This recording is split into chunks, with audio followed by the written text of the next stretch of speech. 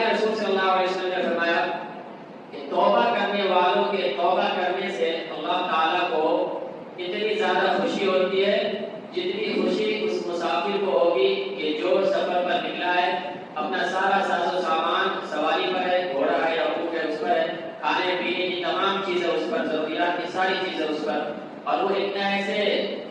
چٹیل میدان میں پہنچتا ہے کہ اب گیا وادی میں پہنچتا ہے کہ جہاں کہیں سے کہیں انسان نہیں، حیوان نہیں، چہل و پرند نہیں، کھانے پینے کا کوئی انتظامات نہیں، اور وہ تھک کر بیٹھ جاتا ہے آرام کرنے کے لیے، اسے نیند آ جاتی ہے۔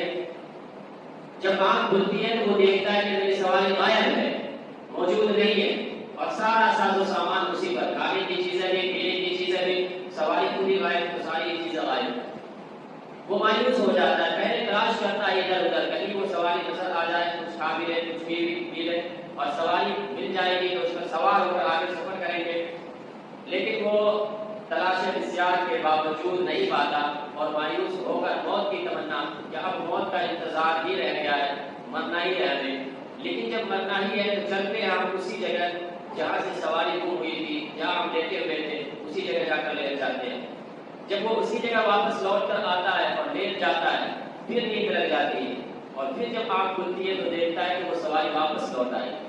سارا سامان اس پر ویسے ہی پڑا ہوا ہے۔ تو ایسے وقت میں اس مسافر کو جو خوشی ہوتی ہے، اس سے زیادہ اللہ تعالیٰ کسی بندے کے توبہ کرنے سے خوش